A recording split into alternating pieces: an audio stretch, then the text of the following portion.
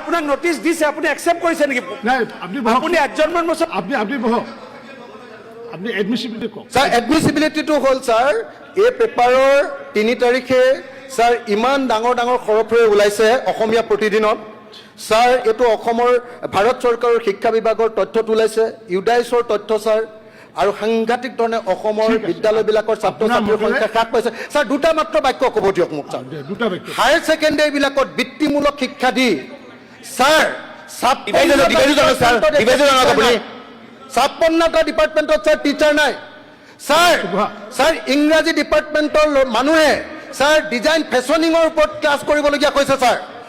আৰু sir degree কোৰ্ছবিলাকত degree course 4 বছৰীয়া যিটো ডিগ্ৰী কোৰ্ছ তাত স্যাৰ বৃত্তিমূলক শিক্ষা দিলে, বৃত্তিমূলক শিক্ষা দিয়াৰ কোৰ্ছ দিয়াৰ পাছতো কিন্তু তাত এতিয়ালৈকে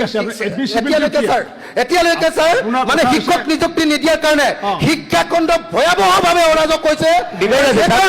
অসমৰ শিক্ষাখণ্ডক বচাবৰ কাৰণে আজি সকলো কাৰ্যসূচী বন্ধ কৰি এই বিষয়টোৰ ওপৰত তৎকালীনভাৱে আলোচনা কৰিবৰ কাৰণে মই দাবী উত্থাপন কৰিলোঁ।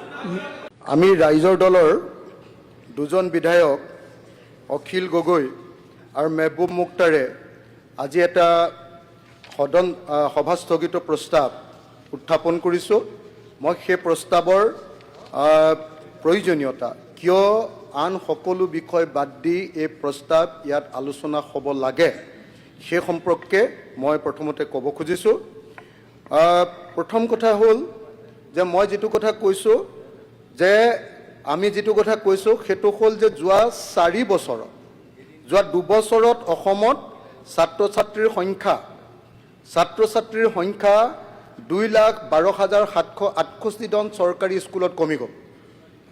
কিন্তু যোৱা 4 বছৰত 2021-22ৰ পৰা অৰ্থাৎ এই নতুন চৰকাৰখন হিমন্ত বিশ্ব শৰ্মাৰ আগৰ চৰকাৰখন থকাৰ পৰা মাত্ৰ 4 বছৰত অসমৰ চৰকাৰী স্কুল আৰু চৰকাৰী সাহায্যপ্ৰাপ্ত স্কুলত 25,67,793জন ছাত্ৰ ছাত্ৰীৰ সংখ্যা কমি গ'ল। মনত ৰাখিব দেই, 4 বছৰত 25,67,000 তাৰমানে 26 লাখ ছাত্ৰ ছাত্ৰী চৰকাৰী খণ্ডৰ বিদ্যালয়ত কমি গ'ল। সেইটো কথা মই কোৱা নাই, সেই কথাটো মিনিষ্ট্ৰী এইটো আপোনাৰ ministry of education, department of school education and লিটাৰেচি, এইটো ভাৰত চৰকাৰে তেওঁলোকৰ প্ৰতিবেদনত স্পষ্টকৈ কৈছে। আৰু আমাৰ ৰাজ্য চৰকাৰক বাৰম্বাৰ সকীয়াই দিছে যে কিয় এনেকুৱা ধৰণৰ আপোনালোকৰ মানে ছাত্ৰ ছাত্ৰী কমি গৈছে, কিয় ইমান সাংঘাতিক ছাত্ৰ ছাত্ৰী কিয় কমি গৈছে। ইয়াত দুটা ঠাইৰ পৰা মই এই তথ্যখিনি পাইছোঁ অধ্যক্ষ ডাঙৰীয়া। এটা হ'ল মিনিষ্ট্ৰীৰ পৰা, ministry of education, department of school education and লিটাৰেচি, government of India, তাৰ পৰা পাইছোঁ। তাৰ এটা প্ৰতিবেদন, এইটো অসমৰ ওপৰত অকল এইটো প্ৰতিবেদন, আৰু বিজনেছ ষ্টেণ্ডাৰ্ড পেপাৰ।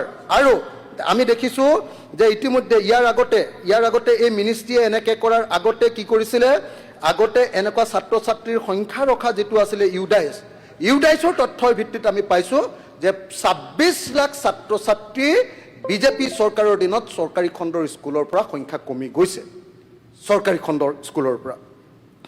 তো 26 লাখ ছাত্ৰ ছাত্ৰীৰ সংখ্যা কমি যোৱাটো কিমান এটা ভয়াৱহ ইংগিত, কিমান এটা ভয়াৱহ খুব ভুল তথ্য এই কথাটো তেওঁক ডেটাটো চেক কৰিব এই কথাটো তেখেতৰ ক'ৰবাত কাৰিকৰী টেকনিকেল ভুল হৈছে, আপুনি ডাটা মোক কৈ ল'বলৈ দিলে ভাল হ'ব।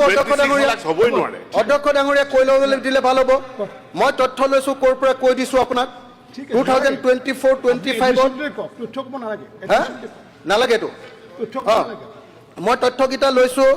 এটা হ'ল মই ক'লোৱে যে ভাৰত চৰকাৰৰ তথ্য, আনটো হ'ল ইউডাইছৰ তথ্য, আৰু এটা হ'ল SDMISৰ তথ্য। আৰু নিজে আমাৰ মন্ত্ৰী ডাঙৰীয়াই বিজনেছ ষ্টেণ্ডাৰ্ড আৰু টাইমছ অফ ইণ্ডিয়াত নিজে এইটোৰ ওপৰত সাক্ষাৎকাৰো দিছে। গতিকে এইটো মই ক্লিয়াৰলি আপোনালোকক কৈ ল'লোঁ। এতিয়া মোৰ প্ৰস্তাৱটো আছিলে যে ভাৰতৰ শিক্ষা মন্ত্ৰালয়ৰ প্ৰতিবেদন অনুসৰি অসমৰ ৰাজহুৱা খণ্ডৰ শিক্ষানুষ্ঠানত উদ্বেগজনকভাৱে ছাত্ৰ ছাত্ৰীৰ সংখ্যা হ্ৰাস পাইছে। তথ্য অনুসৰি এবছৰতে অসমত চৰকাৰী আৰু চৰকাৰী সাহায্যপ্ৰাপ্ত বিদ্যালয়ত 2,12,768জন ছাত্ৰ ছাত্ৰীৰ সংখ্যা হ্ৰাস পাইছে। এয়া কোনো বেচৰকাৰী তথ্য নহয়, ভাৰত চৰকাৰৰ শিক্ষা মন্ত্ৰালয়ৰ প্ৰকল্প অনুমোদন বোৰ্ড PABৰ বৈঠকত উন্মোচিত হোৱা তথ্য। PABৰ প্ৰতিবেদনত উল্লেখ কৰা অনুসৰি 2023-24 বৰ্ষত অসমৰ চৰকাৰী আৰু চৰকাৰী সাহায্যপ্ৰাপ্ত বিদ্যালয়ত ছাত্ৰ ছাত্ৰীৰ নামভৰ্তি আছিল 51,89,931 গৰাকী, কিন্তু দুৰ্ভাগ্যজনকভাৱে তাৰ পিছৰ বছৰ অৰ্থাৎ 2024-25 বৰ্ষত অসমৰ চৰকাৰী আৰু চৰকাৰী সাহায্যপ্ৰাপ্ত বিদ্যালয়ত নামভৰ্তিৰ ছাত্ৰ ছাত্ৰীৰ সংখ্যা হ'লগৈ 49,77,163 জন। তাৰ অৰ্থটো হ'ল মাত্ৰ এটা বছৰত অসম চৰকাৰ আৰু চৰকাৰী সাহায্যপ্ৰাপ্ত বিদ্যালয়ৰ ছাত্ৰ ছাত্ৰীৰ সংখ্যা হ্ৰাস পায় 2,12,768 জন। এনেকৈ হঠাতে ইমান সংখ্যক ছাত্ৰ ছাত্ৰীৰ চৰকাৰৰ বিদ্যালয়ৰ পৰা কমি যোৱাত ভাৰত চৰকাৰৰ শিক্ষা মন্ত্ৰালয়ৰ প্ৰকল্প বোৰ্ডে গভীৰ উদ্বেগ প্ৰকাশ কৰিছে। কেৱল সেয়াই নহয়, এই উদ্বেগজনক তথ্যসমূহ বিদ্যালয় ভিত্তিক ছাত্ৰ ছাত্ৰীৰ হ্ৰাসৰ তথ্যসমূহ অসম চৰকাৰৰ শিক্ষা বিভাগক বিশ্লেষণ কৰিবলৈ নিৰ্দেশ প্ৰদান কৰিছে। ভাৰত চৰকাৰৰ শিক্ষা মন্ত্ৰালয়ৰ প্ৰকল্প অনুমোদন বোৰ্ডে আন কিছুমান উদ্বেগজনক তথ্যও প্ৰকাশ কৰিছে। সেই তথ্য অনুসৰি অসমত এতিয়াও চৰকাৰী বিদ্যালয়ত এজনীয়া শিক্ষকৰ বিদ্যালয়ৰ সংখ্যা ক্ৰমাগতভাৱে বৃদ্ধিয়ে গৈছে, কমি যোৱা নাই। 23-24 বৰ্ষত 2,448খন প্ৰাথমিক বিদ্যালয়ত এজনীয়া শিক্ষক আছিল। ইয়াৰ বিপৰীতে 2024-25 বৰ্ষত সেই সংখ্যা বৃদ্ধি পাই 2,691খন প্ৰাথমিক বিদ্যালয় হ'লগৈ। উচ্চ প্ৰাথমিক বিদ্যালয়ত একে সময়তে 14খন এজনীয়া শিক্ষক, উচ্চ প্ৰাথমিক ছাৰ তাতো অকল এজন শিক্ষক, আৰু সেইখন গৈ 14খনৰ ঠাইত 23খন হ'লগৈ। এনে উদ্বেগজনক আৰু ৰাজহুৱা শিক্ষা খণ্ডৰ বাবে ভয়াৱহ তথ্য প্ৰকাশ কৰি ভাৰত চৰকাৰৰ শিক্ষা মন্ত্ৰালয়ে প্ৰকল্প অনুমোদন বোৰ্ডে উদ্বিগ্নতা প্ৰকাশ কৰিছে আৰু সংশোধনীমূলক ব্যৱস্থা গ্ৰহণ কৰিবলৈ ৰাজ্য চৰকাৰক নিৰ্দেশ দিছে। কেৱল সেয়াই নহয়, দিনে দিনে অসমত চৰকাৰী বিদ্যালয়ৰ সংখ্যা হ্ৰাস পাই যাবলৈ ধৰিছে। বন্ধ হৈছে হাজাৰ হাজাৰ চৰকাৰী স্কুল।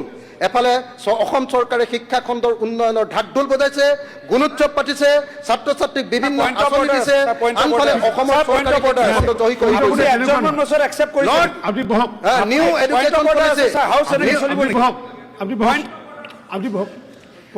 তেনেকুৱা নহয়। হয়, নিউ এডুকেশ্যন পলিচি বা নেশ্যনেল এডুকেশ্যন পলিচি খৰধৰকৈ প্ৰযোজ্য কৰি অসমত শিক্ষাগত সাংঘাতিক এক বিশৃংখল আৰু শিক্ষা অবিহনে বিভিন্ন আৰু অৰাজকতাৰ মাজত বক্তব্য দি থাকিলে